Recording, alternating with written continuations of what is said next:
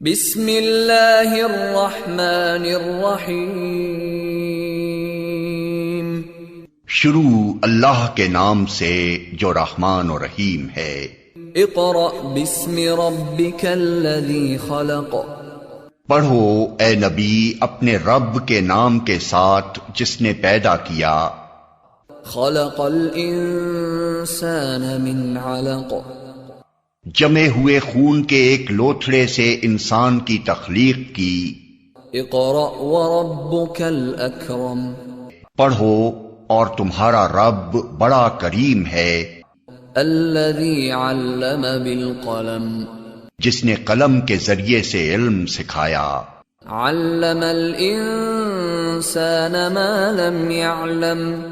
इंसान को वो इल्म दिया जिसे वो न जानता था। Bismillahirrahmanirrahim. We start our class in the name of Allah, who is the most beneficent and the most merciful. Welcome to all students and parents in academic session 2020 to 2021. This is physics class and today I will teach you physics. First of all, I tell you about your book. According to the new scheme of Board of Secondary Education Karachi, there are 10 chapters are included in your syllabus from chapter number 1 to chapter number 11, but chapter number 9 is not included in your syllabus. So now tell you about your physics copy. This is your physics copy. First of all, you have to fill this cover page. After that, you have to fill this page according to the requirements. Clear? After that, you have to complete your index according to the requirements with date wise, topic wise. Clear? Then you have to make a title page. First semester mid-term started. ठीक है? उसके बाद आपने fill this page. Chapter number 1, Introduction to Physics. After that, you have to start your work. Now, start our new chapter which is known as Introduction to Physics. Before introduction, we must need to know what is science. Let's start our topic.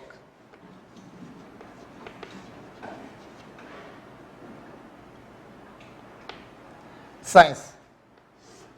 What is science? जब से ही इंसान को इस दुनिया में भेजा गया है तो उसमें एक क्यूरियोसिटी रखी गई है, एक तजस्सुस रखा गया है कि ये कायनात, ये यूनिवर्स किस तरीके से बनी। इंसान गौर व फिक्र करता है कि ये इतने मैसिव माउंटेन किस तरीके से सैंड के ज़रिए से बनाए गए। इंसान गौर व फिक्र करता है कि क्लाउड्स कैसे और कहाँ बनते हैं। इंसान ने गौर व फिक्र किया कि जिस अर्थ पर हम रहते हैं ये अर्थ कैसे बनी, इसकी शेप कैसी है। ड्यूरिंग रेन जो लाइट, जो फ्लैशिंग लाइटनिंग होती है, फ्लैश लाइटनिंग जो होती है वो क्यों होती है और कैसे होती है। जो डे और नाइट किस तरीके से एक दूसरे में कन्वर्टेबल है।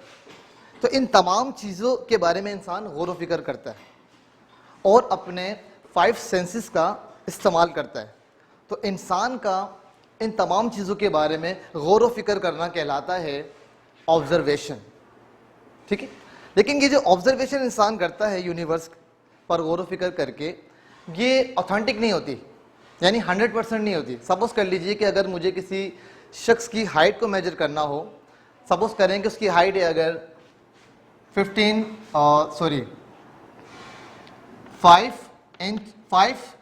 फीट। क्लियर? उसकी जो एक्चुअल हाइट है वो है 5 फीट, लेकिन अगर मैं ऐसी अंदाजे से बताऊं तो वो कम या ज़्यादा हो सकती है। सपोज कीजिए कि मैंने अंदाज़ा लगाया कि इसकी जो हाइट होगी वो 5 फीट 2 इंच है। क्लियर? तो 2 इंच का क्या आ रहा है? एरर। क्यों? क्योंकि मैंने अपनी ऑब्जर्वेशन की बेस पे ऑब्जेक्ट की हाइट को मेजर किया। तो मैंने आपसे कहा कि जो ऑब्जर्वेशन हम करते हैं वो ऑथेंटिक नहीं होती, उसमें कुछ ना कुछ कमी पेशी आ जाती है। तो इस कमी पेशी को पूरा करने के लिए साइंटिस्ट क्या करते हैं? एक्सपेरिमेंट्स करते हैं ताकि इस कमी को पूरा किया जा सके। तो ऑब्जर्वेशन और एक्सपेरिमेंट की बेस पर जो इंसान नॉलेज गेन करता है वो नॉलेज कहलाती है साइंस। क्लियर? ऑब्जर्वेशन और एक्सपेरिमेंट की बेस पे जो इंसान नॉलेज गेन करता है वो क्या कहलाती है? साइंस कहलाती है। क्लियर? साइंस जो वर्ड है वो सिएंशिया से निकला है। सिएंशिया एक लैटिन वर्ड है, ठीक है, जिसके मीन्स हैं नॉलेज। क्लियर हो गई बात? सिएंशिया एक लैटिन वर्ड है जिसके मीन्स क्या है? नॉलेज। अगर हम इसकी डेफिनेशन बताना चाहें तो हम यूं कह सकते हैं the study of universe on the basis of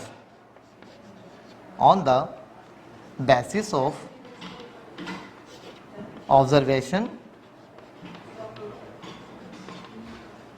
and experiments। तो साइंस की डेफिनेशन क्या बनी? द स्टडी ऑफ यूनिवर्स या the study of natural on the basis of observation and experiment is known as science. ठीक है, तो science universe का मुताला करना किसकी बुनियाद पर? ऑब्जर्वेशन यानी मुशाहिदात की बुनियाद पर और तजुर्बात की बुनियाद पर यूनिवर्स का मुताला करना कहलाता है साइंस कहलाता है। ठीक है, लेकिन जैसे जैसे वक्त गुजरता गया साइंटिस्ट ने इस साइंस को एक नया नाम दिया। वक्त गुजरने के साथ साथ साइंटिस्ट ने इसका एक नया नाम दिया। इसे क्या कहा? Science is a natural philosophy.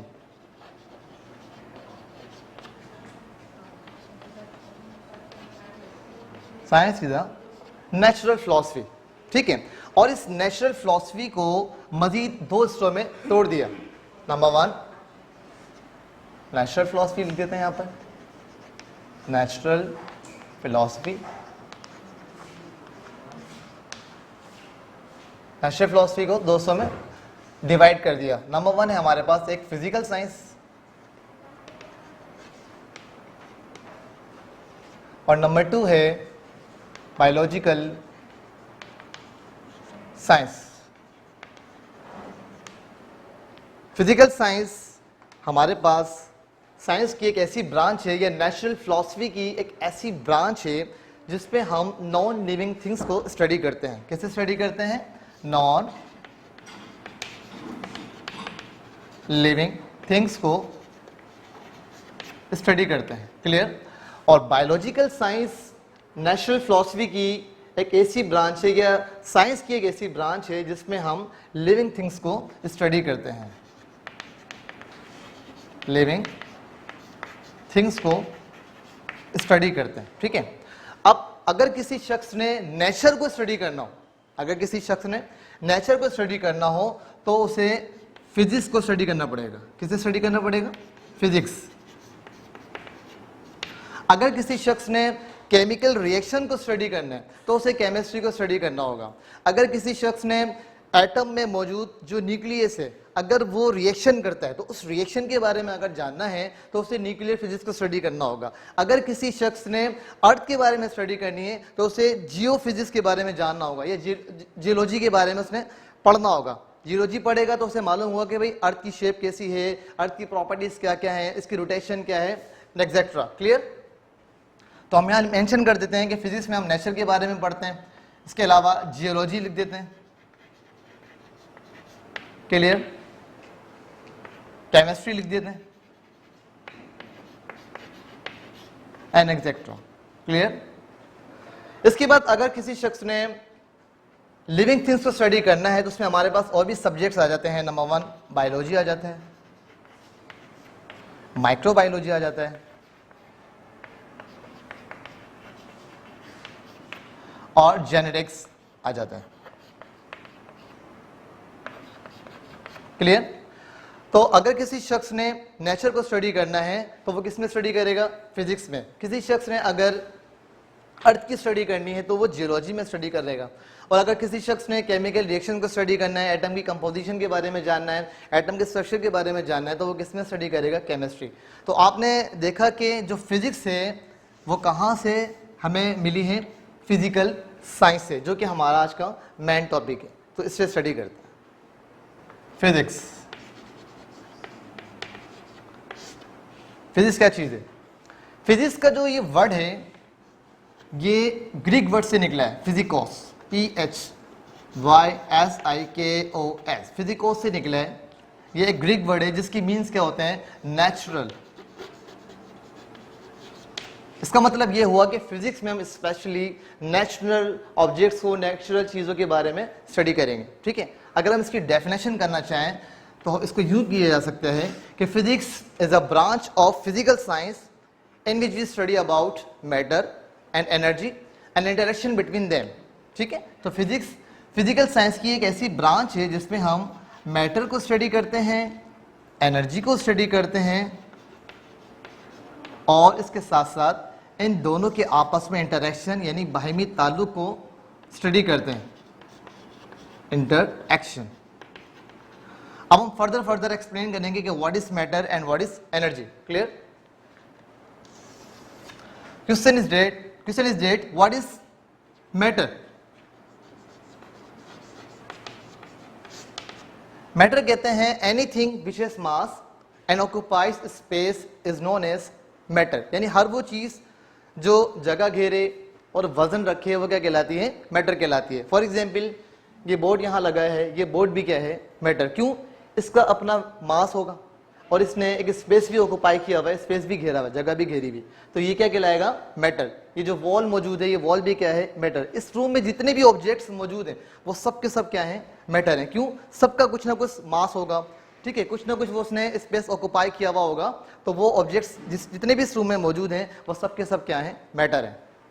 सवाल ये है कि क्या एयर मैटर है? जी, क्या एयर मैटर है? तो एयर भी क्या है? मैटर। अगर चाहे वो हमें नजर नहीं आ रही, लेकिन वो भी क्या है? मैटर। क्यों? क्योंकि उसका भी एक मास होता है और वो भी स्पेस को ऑक्यूपाई करती है। अगर आप इसका एक्सपेरिमेंट करना चाहें, आप घर में भी कर सकते हैं। आप दो बलून लीजिए, एक बलून में एयर फिल कीजिए और एक बलून को एम्प्टी रहने दीजिए, दोनों को बैलेंस कीजिए, तो आप ये ऑब्जर्व करेंगे कि जिसमें आपने एयर फिल किए वो डाउनवर्ड डायरेक्शन में मूव करेगा और जिसमें एयर फिल नहीं करी वो उस पहले वाले के मुकाबले में डाउनवर्ड डायरेक्शन में मूव नहीं करेगा। इससे क्या पता चला कि जिसमें आपने एयर फिल करी है उसका मास है। एयर का क्या है? मास। ये भी तो वो डाउनवर्ड डायरेक्शन में उसने मूव किया और उसने एक पर्टिकुलर स्पेस भी ऑक्यूपाई किया। तो इससे, इस एक्सपेरिमेंट से हमें ये मालूम होगा कि एयर का अपना मास भी होता है और वो स्पेस भी क्या करती है? ऑक्यूपाई करती है। क्लियर? नेक्स्ट है हमारे पास एनर्जी। What is energy? इसकी डेफिनेशन चलें लिख देते हैं। Anything which has mass and occupies space. Clear? अब बात कर लेते हैं एनर्जी की कि एनर्जी क्या चीज है।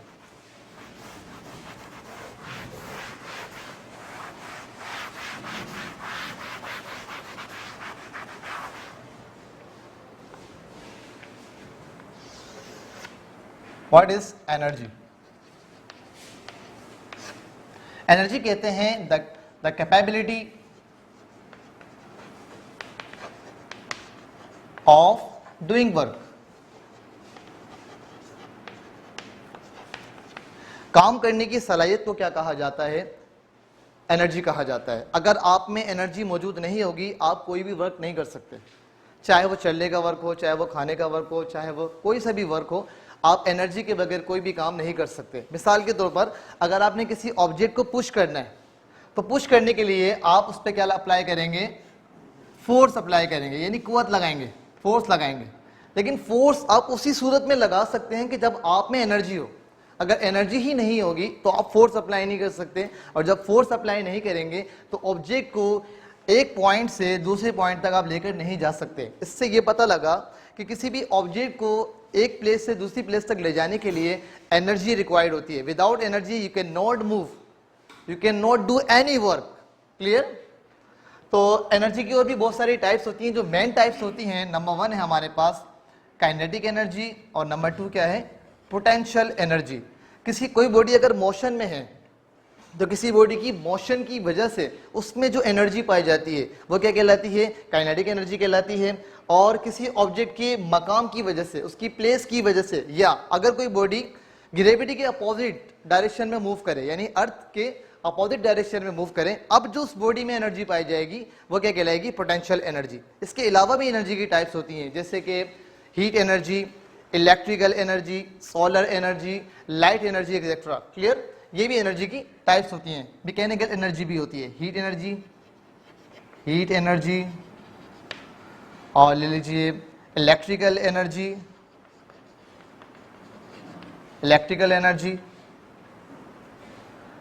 इसके अलावा मैकेनिकल एनर्जी,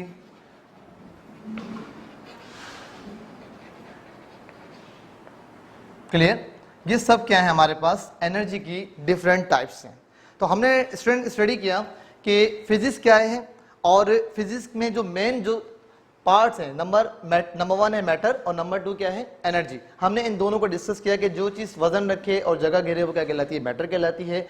एनर्जी क्या होती है, काम करने की सलाहियतों क्या कहते हैं, एनर्जी। अब इन दोनों के इंटरेक्शन के बारे में स्टडी करते हैं कि इंटरेक्शन से क्या मुराद है। एग्जाम्पल ले लेते हैं, इसकी एग्जाम्पल से समझने में आसानी होगी कि सपोज कीजिए हमारे पास एक डैम है, ठीक है। यहां पर बहुत सारा क्या मौजूद है, वाटर मौजूद है। और वाटर क्या है हमारे पास, मैटर, ठीक है, क्योंकि वाटर का मास भी होता है, वो स्पेस भी क्या करता है, ऑक्यूपाई कर रहा होता है। क्लियर, बहुत सारा हमारे पास मास मौजूद है और यहाँ एक स्पेस मौजूद है जहां से ये वाटर फ्लो करके इस तरफ आ जाएगा। और यहाँ लगा हुआ है एक टरबाइन, टरबाइन की हेल्प से इलेक्ट्रिसिटी जनरेट होती है। क्लियर, तो यहाँ मौजूद है मैटर और यहाँ क्या लगी हुई है हमारे पास, टरबाइन। जब ये वाटर फ्लो करके इस पोर्शन से इस डायरेक्शन में आएगा, दूसरी साइड पर आएगा, तो ये टरबाइन को रोटेट करेगा। जब टरबाइन रोटेट होगी और कुछ प्रोसेस होगा, तो उस प्रोसेस के रिजल्ट में क्या होगा, एनर्जी प्रोड्यूस हो जाएगी। कौन सी एनर्जी, इलेक्ट्रिसिटी, यानी इलेक्ट्रिक एनर्जी प्रोड्यूस हो जाएगी। इलेक्ट्रिक एनर्जी जिसे हम क्या कहते हैं, इलेक्ट्रिसिटी। क्लियर हो गई बात। तो मैटर के इंटरएक्शन की वजह से एनर्जी प्रोड्यूस हो गई, ठीक है। This is known as the interaction between matter and energy. और भी इसकी मिसाल ली जा सकती है, जैसे एटम बम में क्या हो रहा होता है कि उसमें यूरेनियम इस्तेमाल किया जाता है ब्लास्ट करने के लिए। यूरेनियम खुद एक मैटर है, ठीक है। अब उसके इंटरएक्शन की वजह से क्या होती है, एनर्जी रिलीज होती है। जब मैटर आपस में इंटरेक्ट करते हैं, दोनों साइड पे इसमें बॉम्ब में क्या होता है, यूरेनियम लगा हुआ होता है। जब उनको कांटेक्ट में लाते हैं तो बहुत ज़्यादा एनर्जी रिलीज होती है, ब्लास्ट होता है और एनर्जी रिलीज होती है। तो ये भी क्या कहलाएगा, मैटर और एनर्जी का इंटरेक्शन होगा। फिर यहाँ से जैसे सपोज करें यहाँ से इलेक्ट्रिसिटी जनरेट हो गई, तो इस एनर्जी को, इलेक्ट्रिक एनर्जी को आप किसी और एनर्जी में भी कन्वर्ट कर सकते हैं। सपोज कीजिए यहाँ पर आपने एक बल्ब लगा दिया, अब बल्ब से क्या निकलेगी, एक और एनर्जी, लाइट एनर्जी। तो आपने क्या किया, इलेक्ट्रिक एनर्जी को लाइट एनर्जी में कन्वर्ट कर दिया, ठीक है। तो एनर्जीज को भी आपस में कन्वर्ट किया जा सकता है, क्लियर। और मैटर को एनर्जी में कन्वर्ट किया जा सकता है और एनर्जी को मैटर में कन्वर्ट किया जा सकता है। ये बेसिकली कॉन्सेप्ट दिया किसने, ये कॉन्सेप्ट हमें दिया आइंस्टाइन ने। ये आइंस्टाइन ने कॉन्सेप्ट दिया और अपनी एक इक्वेशन से बताया कि मास can be converted into energy.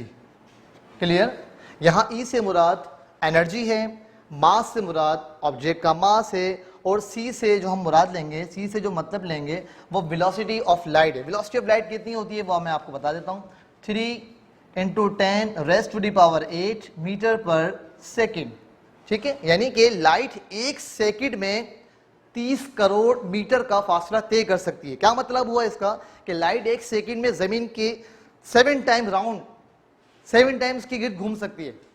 यानी एक इतनी स्पीड है लाइट की, जो कि हमें किसने बताई, आइंस्टाइन ने बताई। और ये लाइट की जो स्पीड है ये वैक्यूम में है। वैक्यूम उस स्पेस को कहते हैं, उस जगह को कहा जाता है जहां पर एयर मौजूद ना हो। क्लियर, तो वहां पर जो लाइट की स्पीड है वो क्या है, 3 × 10 raised to the power 8 metre पर second. This is the velocity of light.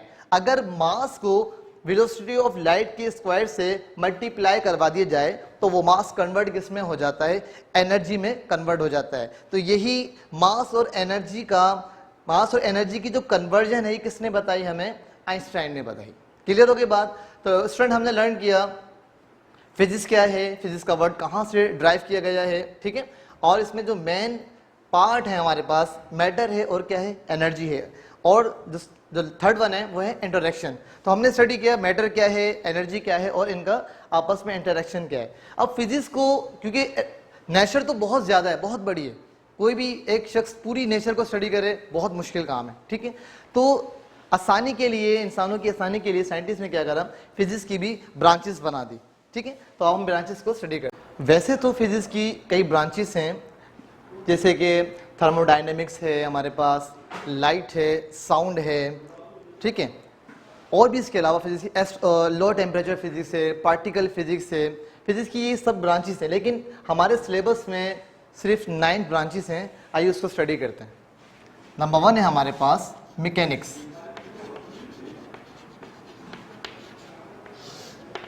What is mechanics? Mechanics is a branch of physics in which we study about motion of object with or without reference of force. तो mechanics क्या है, physics की एक ऐसी branch है जिसमें हम किसी भी ऑब्जेक्ट की मोशन को स्टडी करते हैं, मोशन ऑफ ऑब्जेक्ट विथ और विदाउट रेफरेंस ऑफ फोर्स, ठीक है। फोर्स के रेफरेंस के साथ भी करते हैं और फोर्स के रेफरेंस के बगैर भी हम मोशन ऑफ ऑब्जेक्ट को स्टडी करते हैं। लेकिन हर बॉडी की मोशन को मैकेनिक्स में स्टडी नहीं किया जा सकता। इसकी पर्टिकुलर कंडीशंस हैं, मैं चाहने का आपको बता देता हूं। नंबर 1 है हमारे पास, जो ऑब्जेक्ट का साइज होना चाहिए वो एवरेज होना चाहिए, एवरेज साइज। ऑब्जेक्ट का जो साइज होना चाहिए क्या होना चाहिए, एवरेज होना चाहिए। उसकी स्पीड क्या होना चाहिए, एवरेज स्पीड होनी चाहिए इसकी, एवरेज स्पीड होनी चाहिए। क्लियर हो गई बात। तो उसका साइज भी एवरेज होना चाहिए, उसकी स्पीड भी क्या होनी चाहिए, एवरेज होनी चाहिए, और वो मेजरेबल हो, इजीली मेजरेबल हो, ठीक है, जिसे आसानी से मेजर किया जा सके। तो उस ऑब्जेक्ट को स्टडी हम करेंगे मैकेनिक्स में। हर ऑब्जेक्ट को मैकेनिक्स में स्टडी नहीं किया जा सकता है। अब इसकी कोई एग्जांपल ले लेते हैं। सपोज कर लीजिए हमारे पास एक कार मौजूद है, वो इस वक्त पॉइंट ए पर मौजूद है। क्लियर। टाइम टी गुजरने के बाद, कुछ सेकंड गुजरने के बाद ये कार पॉइंट बी पर आ जाती है। क्लियर हो गई बात। पहले ऑब्जेक्ट जो मौजूद था, जो कार मौजूद थी, वो पॉइंट ए पर थी। कुछ टाइम गुजरने के बाद कार पॉइंट ए से पॉइंट बी पर आ गई। तो क्वेश्चन ये है कि इसने कितना डिस्टेंस कवर किया। डिस्टेंस को ऐसे रिप्रेजेंट करते हैं, ठीक है। इसकी वेलोसिटी क्या है, ठीक है, इसका एक्सेलरेशन क्या है, और इसके ऊपर कौन कौन सी फोर्सेस अप्लाई कर रही हैं। इन तमाम चीज़ों को हम स्टडी किसमें कर रहे होते हैं, मैकेनिक्स में कर रहे होते हैं। इसकी और भी आप एग्जांपल ले सकते हैं। जैसे एक बैट्समैन होता है, जो क्रिकेट मैच में जो बैट्समैन होता है वो बॉल को हिट कर रहा होता है। तो उस बॉल की जो मोशन होती है, आइदर वो लीनियर है, आइदर वो प्रोजेक्टाइल मोशन है, वो कौन सी मोशन है, उस मोशन को भी हम स्टडी किस में कर रहे होते हैं, मैकेनिक्स में कर रहे होते हैं। इसके अलावा जो फुटबॉलर होते हैं, जब वो बॉल को हिट कर रहे होते हैं तो उसकी मोशन जो होती है वो लीनियर है, वाइब्रेटरी मोशन है, प्रोजेक्टाइल मोशन है, वो कौन सी मोशन है, उस मोशन को भी हम स्टडी किस में करते हैं। स्टूडेंट नेक्स्ट ब्रांच है हमारे पास electricity.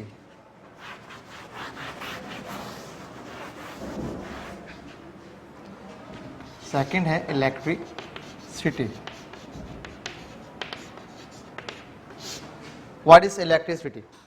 Electricity is also a branch of physics in which we study about those effects and phenomena that relate to the electric charges.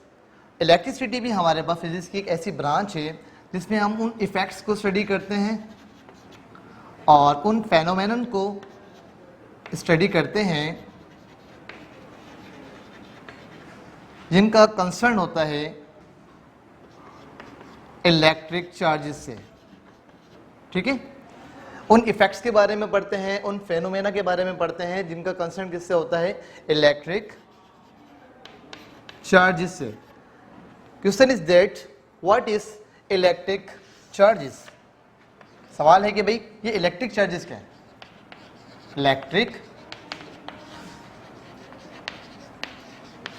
Electric charges, charge is a abstract property of fundamental particles electron, proton and neutron. ठीक है, charge fundamental particles की abstract property होती है। ठीक है, अब ये fundamental particles कौन से होते हैं ये जरा देख लेते हैं।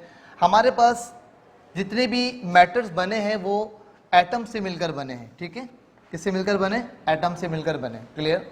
अब एटम के अंदर क्या होता है, जिसका सेंट्रल पार्ट होता है उसे न्यूक्लियस कहा जाता है, जिसमें एक पार्टिकल न्यूट्रॉन होता है और एक पार्टिकल क्या होता है, प्रोटॉन।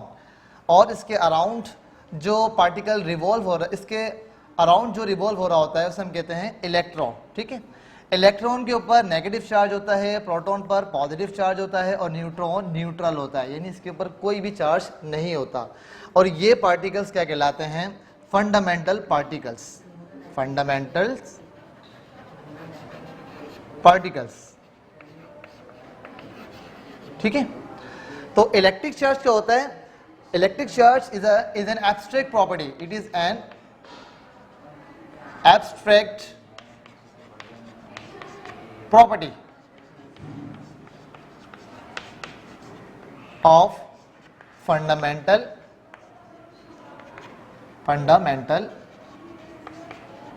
particle। क्लियर हो गई बात।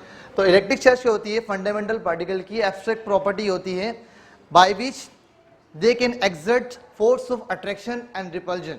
ठीक है, इस प्रॉपर्टी की वजह से ये एक्सर्ट करते हैं फोर्स ऑफ अट्रैक्शन और repulsion, by which they exert force of attraction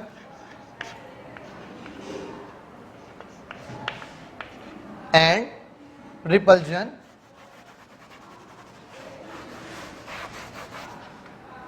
force of attraction and repulsion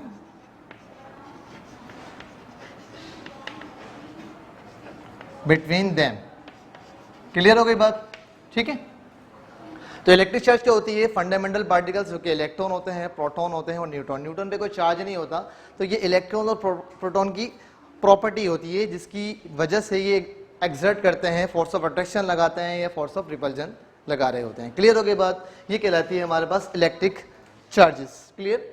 और इसी इलेक्ट्रिक चार्जेस के इफेक्ट्स को हम स्टडी करते हैं किसमें, इलेक्ट्रिसिटी में। इसके साथ साथ हम इसमें स्टडी करते हैं एप्लीकेशन ऑफ इलेक्ट्रिसिटी। इसके बारे में तो आप जानते होंगे कि इलेक्ट्रिसिटी कहाँ कहाँ इस्तेमाल नहीं होती। कौन सा ऐसा घर होगा जहां इलेक्ट्रिसिटी रिक्वायर्ड नहीं है, हर जगह पर इलेक्ट्रिसिटी रिक्वायर्ड होती है। कौन सी ऐसी ऑर्गेनाइजेशन है जहां पर इलेक्ट्रिसिटी की रिक्वायर्ड नहीं है, कौन सी ऐसी इंडस्ट्री है, कौन सी ऐसी कंपनी है, कौन सी ऐसी ऑर्गेनाइजेशन है, कौन सा ऐसा इदारा है जहां पर जो है वो इलेक्ट्रिसिटी रिक्वायर्ड नहीं होती। तो हर जगह इलेक्ट्रिसिटी रिक्वायर्ड है। अगर आपने फैन ऑन करना है तो आपको इलेक्ट्रिसिटी चाहिए, आपको कंप्यूटर ऑन करना है इलेक्ट्रिसिटी चाहिए, आपको कोई इंडस्ट्री चलानी है इलेक्ट्रिसिटी चाहिए। वो अलग बात है कि इलेक्ट्रिसिटी किस तरीके से जनरेट की जा रही है, लेकिन रिक्वायरमेंट आपको बहुत ज़्यादा है, आपके पास रिक्वायरमेंट इलेक्ट्रिसिटी की, हर जगह इलेक्ट्रिसिटी की रिक्वायरमेंट। क्लियर हो गई बात।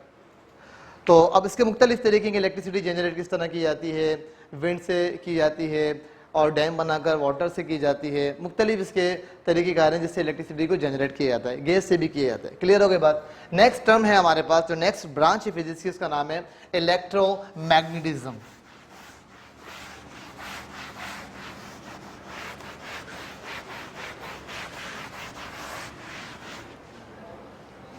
नेक्स्ट है हमारे पास नंबर 3 इलेक्ट्रोमैग्नेटिज्म। अगर आप इस वर्ड पर गौर करें तो ये देखें लिखा हुआ है इलेक्ट्रो, ये निकला है इलेक्ट्रिसिटी से या इलेक्ट्रिक चार्जेस से, ठीक है। और आगे देखें लिखा हुआ है आगे मैग्नेटिज्म। ये मैग्नेटिज्म को अगर मैं यहां तक स्टॉप कर दूं तो ये बन जाएगा मैग्नेट। क्या बन जाएगा? मैग्नेट बन जाएगा। और यहां अगर हम लिख देते हैं इलेक्ट्रिसिटी या इलेक्ट्रिक चार्जेस, तो आपने इस वर्ड पे अगर गौर किया तो आपको अंदाजा हो जाएगा कि ये फिजिक्स की एक ऐसी ब्रांच है जिसमें हम इलेक्ट्रिसिटी को स्टडी करते हैं और मैग्नेट को स्टडी करते हैं, और इन दोनों से रिलेटेड जो लॉज हैं, जो मेथड्स हैं, जो प्रिंसिपल्स हैं, उन्हें स्टडी करते हैं। क्लियर हो गई बात? तो इलेक्ट्रोमैग्नेटिज्म फिजिक्स की एक ऐसी ब्रांच है जिसमें हम स्टडी करते हैं उन लॉज के बारे में, उन प्रिंसिपल्स के बारे में, ठीक है, उन मेथड्स के बारे में जिनका कंसर्न होता है इलेक्ट्रिसिटी से और मैग्नेटिज्म से। अब इसकी अगर हम एग्जांपल देखना चाहें तो हमारे पास कई एग्जांपल्स हैं इसकी, जैसे कि हम जो इसका आपस में इफेक्ट हो रहा होता है वो स्पीकर में भी मिल जाएगा आपको, स्पीकर, एलिवेटर्स में मिल जाएगा, इलेक्ट्रिक फैंस में मिल जाएगा, टेलीफोन, वॉशिंग मशीन,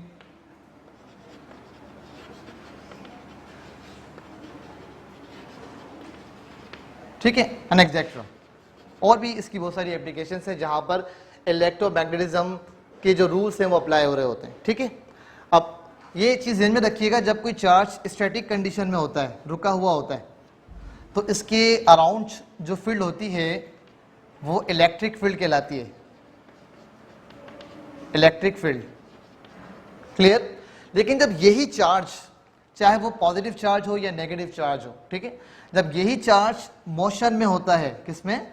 जब यही चार्ज मोशन में होता है, हरकत में होता है, तो अब इसके अराउंड जो फील्ड प्रोड्यूस हो जाती है वो इलेक्ट्रिक फील्ड तो होती ही होती है, साथ साथ कौन सी फील्ड भी प्रोड्यूस हो जाती है? मैग्नेटिक फील्ड भी प्रोड्यूस हो जाती है। इसलिए आपने देखा होगा अगर किसी शख्स को करंट लग जाता है तो वो उसको पकड़ लेता है जोर से। क्यों? क्योंकि जब चार्जेस फ्लो कर रहे होते हैं तो इलेक्ट्रिक फील्ड के साथ साथ कौन सी फील्ड प्रोड्यूस हो जाती है? मैग्नेटिक फील्ड भी प्रोड्यूस हो जाती है, जिसकी वजह से वो उसे नहीं छोड़ रहे होते। क्लियर? तो ये बात आपने याद रखनी है कि जब भी कोई चार्ज स्टैटिक कंडीशन में होगा तो उसके अराउंड जो फील्ड होगी उसे इलेक्ट्रिक फील्ड कहते हैं, और जब कोई चार्ज मोशन में होगा तो अब इलेक्ट्रिक फील्ड के साथ साथ उसमें कौन सी फील्ड प्रोड्यूस हो जाएगी? मैग्नेटिक फील्ड भी प्रोड्यूस हो जाएगी। और दोनों फील्ड्स एक दूसरे के दरमियान जो इनके दरमियान जो एंगल बन रहा होता है वो 90 का एंगल बन रहा होता है, दोनों एक दूसरे के परपेंडिकुलर होती हैं। क्लियर हो गई बात? ये हमारे पास 3 मेन ब्रांचेस हैं फिजिक्स की, बाकी जो रिमेनिंग ब्रांचेस हैं वो नेक्स्ट लेक्चर में हम स्टडी करेंगे। Thank you. मैकेनिक्स में कर रहे होते हैं।